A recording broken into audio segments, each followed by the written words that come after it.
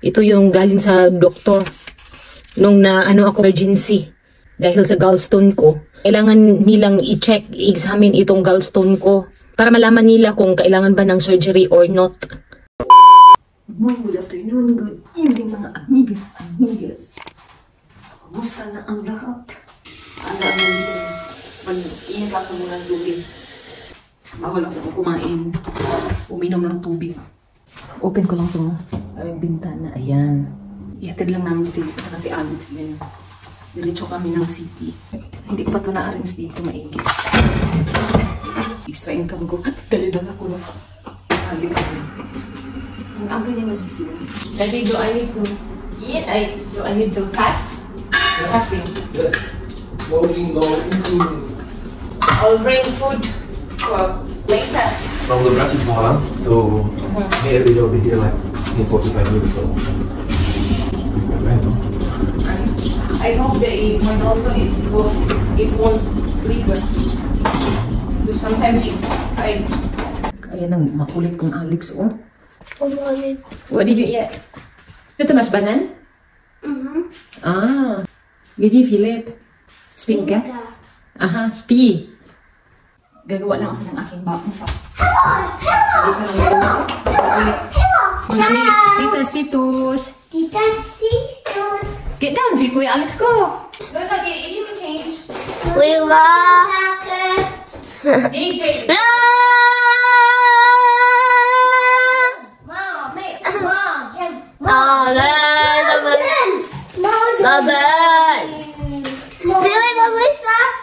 Get down, Kuya Alex. Okay, enough yan.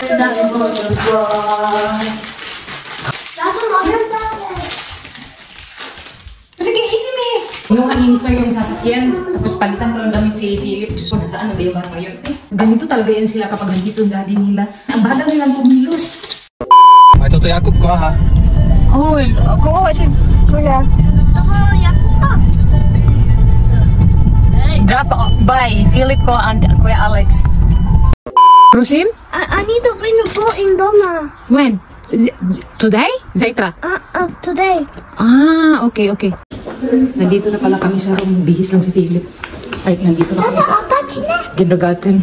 Ha? Ano? Where no? Tata. Ano? Tuto ni Tato. Tuto, okay, doon na. Hey, Alex, we will ask to your ultitel ka, dobre? About the book. Ano? Kuya, you don't need to cry. There's no reason, Kuya.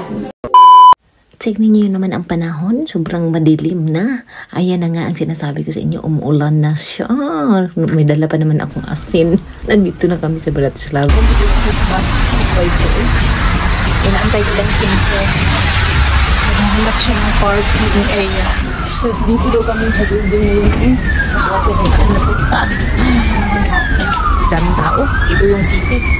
Huminto pa talaga yung bus sa harapan ko. At buti na lang kamo, hindi ako natalsikan. Naku po lang monitoring, nag-blink-blink na. Siguro, nag-grounded yan. Natapos na lang yung check-up ko. Ayan, umuwi na kami. Ay, Diyos ko, ang ulan hindi tumigil. Nakakainis.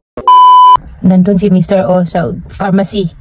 Mag-collect daw siya ng aking medication para sa, iinumin ko for night. Kasi may medication ako para sa morning. May prescribe yung doktor para sa akin na medication. Kaya, yun, kukuliktahin niya.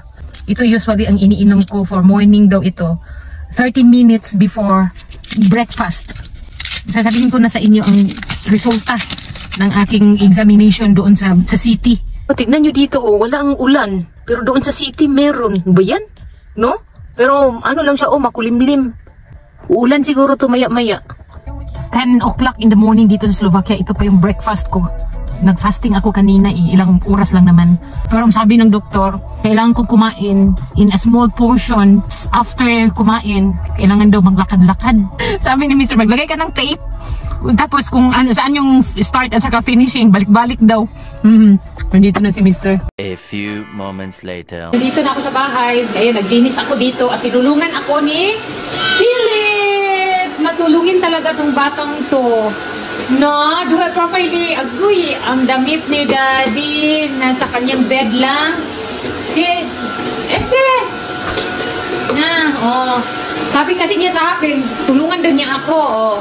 Wala, sige. Mahilig yan siyang tumulong sa akin eh. Pumali ha. Ay, nandyan ang iMac ni Daddy. Oh, Diyos ko, baka mahulog yan. Naka, mahal pa naman to kapag i-repair. Naku Lord, mahulog. Philip ko, saglit lang. Eh, ba't niya dito nilagay? Mamahalin pa naman yan kapag masira.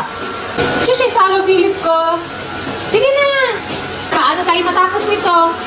Ah, sige. Sige, tarunga dong. Tarunga po. Sige na. Ha? Nakubaan ka? Sige, go. You can do it, Alex, go. Ay, you can do it, Philip, go. Go, Philip, go. Wow, pagkane. Now, clean? Is it clean? Clean? Actually, niya. Ops. Oh, ang batang natulungin.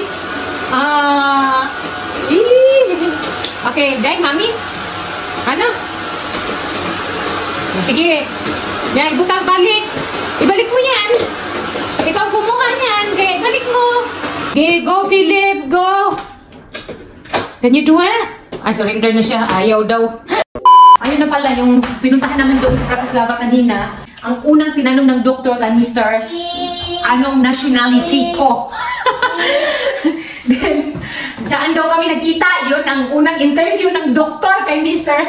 Hindi sinabi ni Mr. sa akin pero naintindihan ko kasi narinig ko kasi ang words na Dubai and then nakatingin sila sa akin. Nakatingin sila sa akin ba na medyo nakasmile. Yun, tinanong nila si Mr. kung first time ko ba daw nagpa-examine.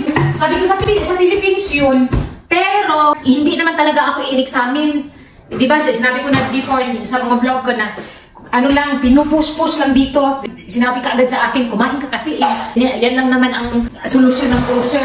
Pero yung tube, nadaan dito sa aking lalamunan hanggang dito sa loob ng tiyan. Na feel ko talaga na pinasok talaga dito ng doktor. Minikos ka dito sa loob ng aking sikmura.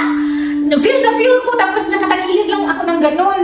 Then, Diyos ko, grabe, sabi ko nun, hey, ito pa pala, Diyos ko, hindi ko ma-explain na nilo siya ba sa ilalim.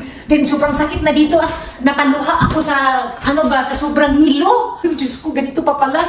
Then, ang nararamdaman ko ngayon, dito sa lalamunan ko, medyo masakit siya.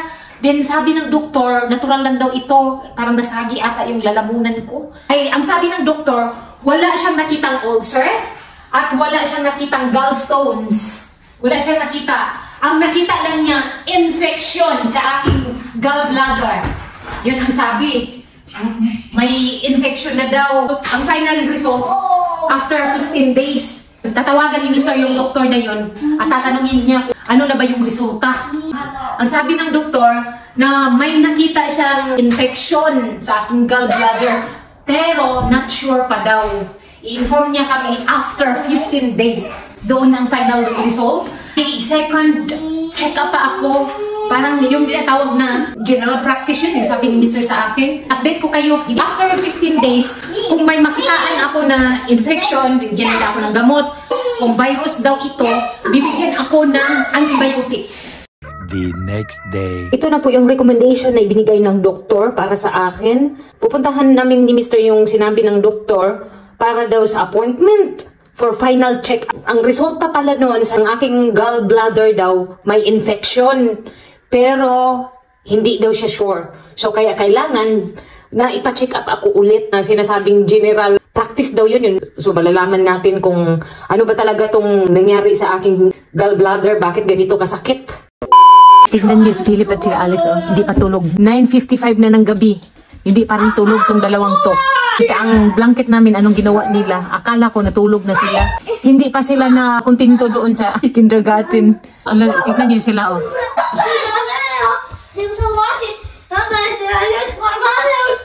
Boy, nagkayamukat na. Bye! See you next time!